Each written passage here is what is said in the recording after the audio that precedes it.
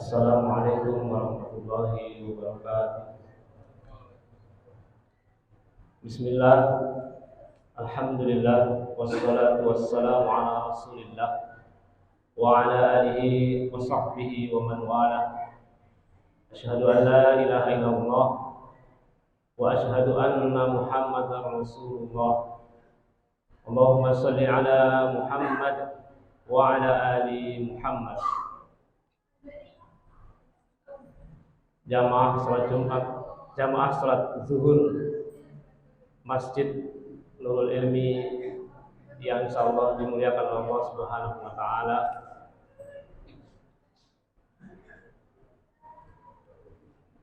Rasulullah sallallahu alaihi wasallam adalah dikenal sebagai pribadi atau seorang nabi yang mempunyai sifat jawamil kalam, yaitu sifat beliau ini adalah mempunyai perkataan yang singkat namun mempunyai makna yang sangat luas. Rasulullah SAW mengajarkan doa kepada para sahabatnya, ini yang berarti mengajarkan juga doa kepada kita selaku umatnya. Doa apa yang diajarkan oleh Rasulullah SAW kepada para sahabatnya? Rasul mengajarkan sebuah doa yang membuat kita, memperingatkan kita untuk berlindung dari 4 macam hal. Adapun doanya, redaksinya adalah sebagai berikut. Allahumma inni a'udzubika min ilmin la yanfa' wa min qalbin la yashfa' wa min nafsin la tasba' wa min du'ain la yusma'. Yang artinya adalah Allahumma inni a'udzubika, ya Allah aku berlindung, minal ilmin la yanfa', dari ilmu yang tidak bermanfaat, wa min qalbin la yakhsha, dari qalbu atau hati yang tidak khusyuk, kemudian wa min nafsin la tasba', dari nafsu yang tidak pernah merasa puas. Kemudian yang terakhir adalah wa min du'ain la yusma', dari doa yang tidak didengar atau tidak dikabulkan. Para ulama memberikan penjelasan terkait doa ini. Yang pertama adalah ilmin la yanfa', ilmu yang tidak bermanfaat. Nabi mengajarkan agar kita berlindung dari ilmu yang tidak bermanfaat. Padahal kita tahu dalam Islam kedudukan ilmu amatlah sangat tinggi, amatlah sangat agung. Dalam Al-Quran disebutkan bahwa walladzina utul ilmi darajat. Jadi orang yang berilmu akan diangkat beberapa derajat. Akan tetapi Nabi mengajarkan untuk kita berlindung dari ilmu yang tidak bermanfaat. Apa itu ilmu yang tidak bermanfaat? Di antaranya adalah ilmu yang apabila diamalkan itu membawa kepada kemungkaran, membawa kepada kefasikan, membawa kepada kerusakan. Ilmu apa itu? Ilmu itu adalah sebagai contoh ilmu sihir. Kalau dalam bahasa Indonesianya mungkin ilmu pelet dan lain sebagainya. Atau ilmu-ilmu misalkan penemuan-penemuan modern yang disalahgunakan, ya, seperti contohnya reaksi nuklir yang disalahgunakan untuk membuat bom. Ini kita diajarkan oleh Nabi untuk berlindung dari hal-hal yang sedemikian. Jangan sampai misalkan kita menjadi seorang penemu, tapi temuan kita nanti disalahgunakan oleh orang lain. Kita berlindung dari hal-hal semacam itu. Ini diajarkan oleh Rasulullah SAW. Apabila penemuan disalahgunakan seperti nuklir, taruhlah terjadi yang ditakutkan orang seperti Perang Dunia yang Ketiga, menurut sebagian pengamat bahwa kalaupun terjadi itu perang nuklir maka akan memusnahkan seluruh peradaban modern yang ada di dunia ini, sehingga itu timbul kerusakan. Allah berfirman dalam surah Rum, "Zaharal fasadu fil barri wal bahri bima kasabat aydin nas." Telah nampak kerusakan di daratan dan di lautan oleh sebab ulah tangan manusia. Ini sudah 14 abad yang lalu Allah menurunkan firman-Nya, dan sampai sekarang terjadi, relevan sekali. Memang Al-Quran itu akan relevan sepanjang zaman sampai ila yaumil qiyamah. Apa yang dikatakan, disebutkan dalam Al-Quran akan berulang dan berulang. Jadi jangan sampai kita mempunyai ilmu tapi ilmu yang tidak bermanfaat, yaitu ilmu yang disalahgunakan oleh orang ataupun ilmu yang membuat kerusakan, seperti contohnya sihir tadi. Sihir yang dapat memisahkan antara seorang suami dan seorang istri.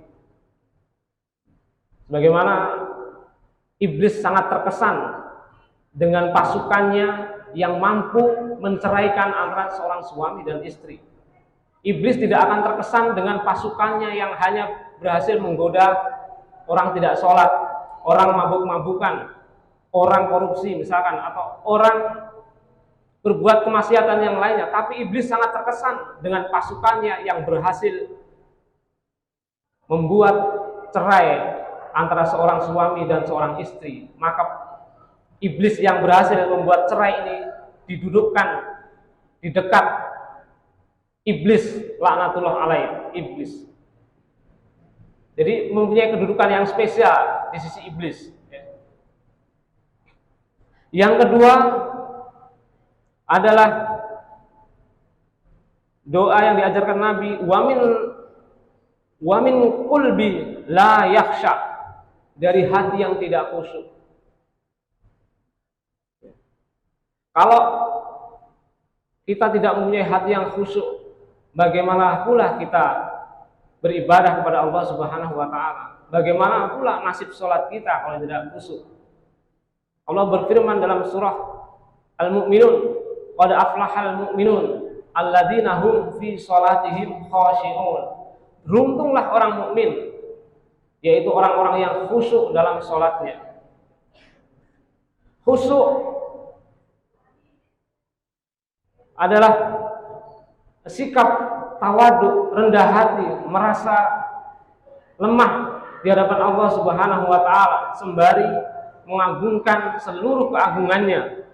Ibnul Qayyim Az-Zawji mengatakan bahwa khusyuk orang yang beriman adalah letaknya di dalam hati, berkonsentrasi memikirkan keagungan Allah Jalla Jalaluhu.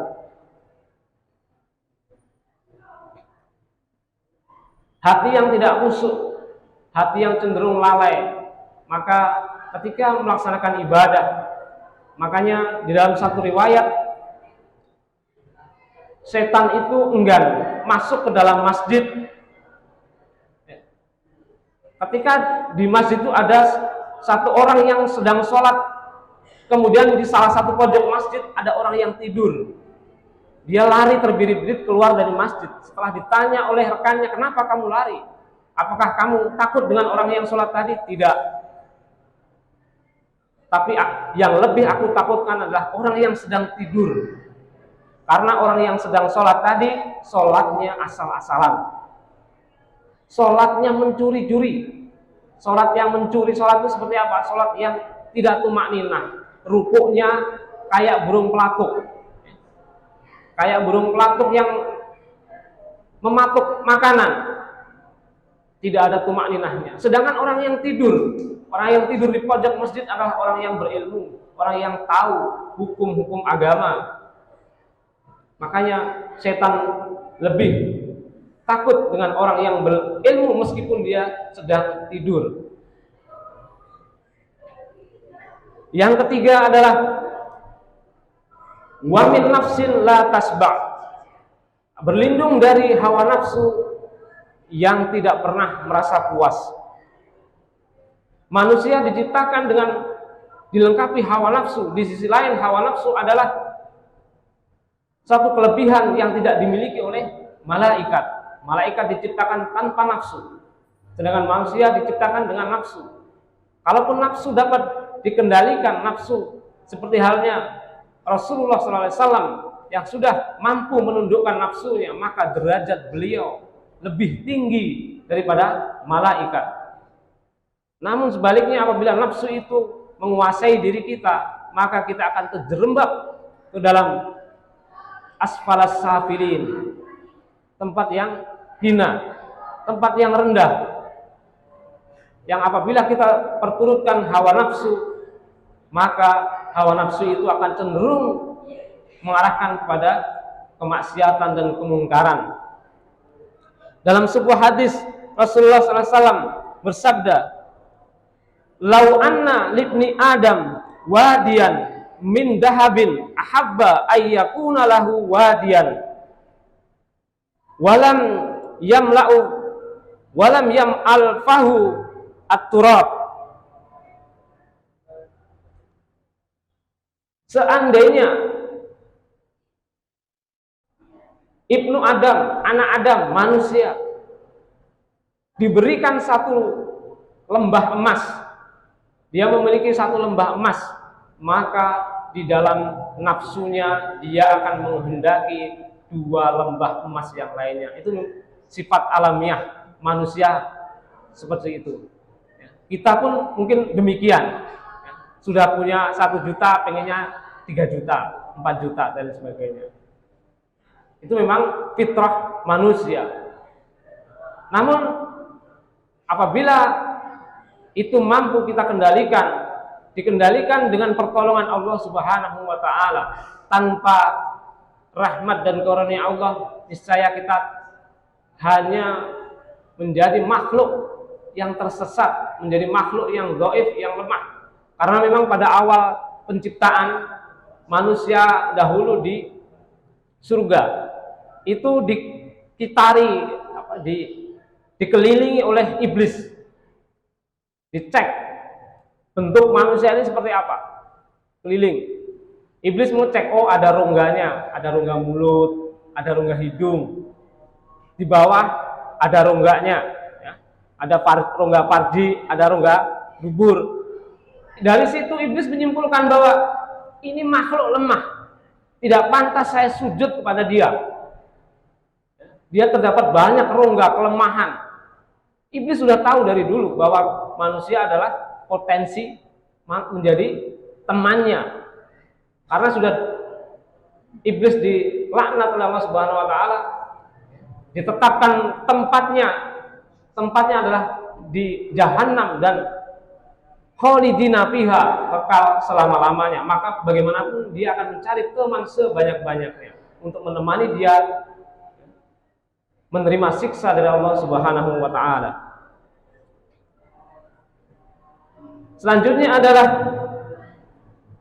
wa min du'ai la yusma, berlindung dari doa yang tidak didengar. La yusma artinya tidak dengar adalah tidak dikabul oleh Allah Subhanahu wa taala. Ini adalah kecelakaan besar bagi seseorang atau bagi kita apabila Allah sudah tidak mendengar doa kita.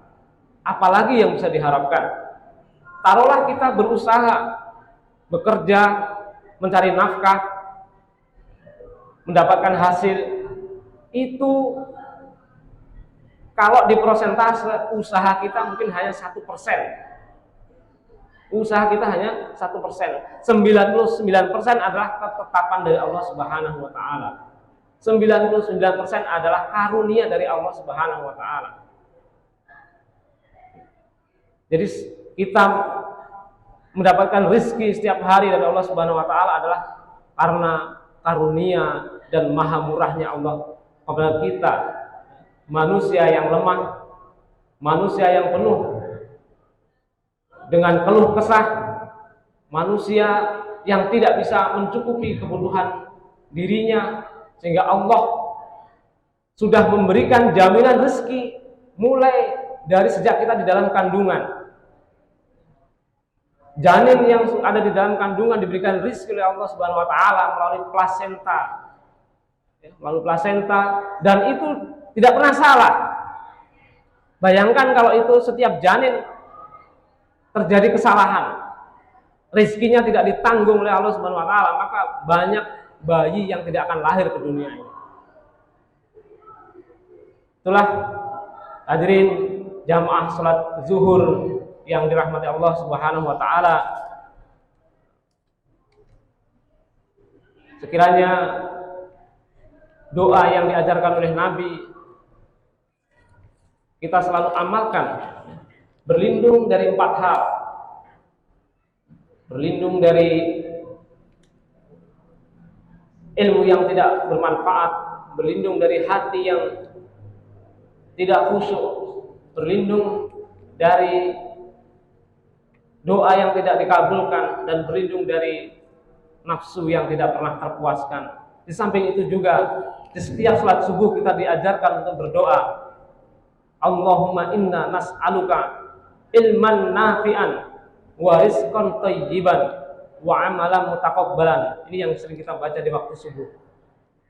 Semoga Allah memberikan taufik dan hidayahnya kepada kita agar senantiasa berada dalam lindungannya, dalam ketaatan kepada Allah Subhanahu wa taala, dan mampu menjalankan puasa Ramadan ini menjadi Ramadan terbaik kita. Ramadan yang akan menghantarkan kita di akhir kelak nanti kita menjadi hamba-hamba yang diampuni oleh Allah Subhanahu wa taala. Jikalau kita sudah diampuni oleh Allah Subhanahu wa taala, maka layaklah kita disebut orang yang mendapatkan kemenangan dan mengumandangkan takbir nanti di hari Idul Fitri. Demikian apa yang dapat kami sampaikan. Lebih dan kurangnya mohon maaf yang seluas-luasnya. Wabillahi taufiq wal hidayah. Assalamualaikum warahmatullahi wabarakatuh.